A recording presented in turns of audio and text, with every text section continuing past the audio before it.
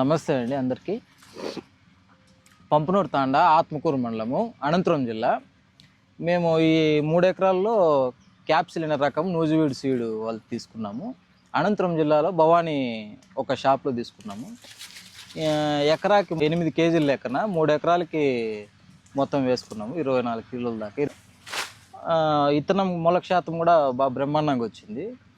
వేరు వ్యవస్థ కూడా బాగా లోపలికి వెళ్ళి మనకి కాండం కూడా మంచి సైజుకి వచ్చి 5 స్టెప్పుల నుంచి మనకి ఇది కంకి అనేది ఏర్పడి మొత్తం ఫుల్ అయిపోయి 18 రౌండ్స్ దాకా వచ్చింది.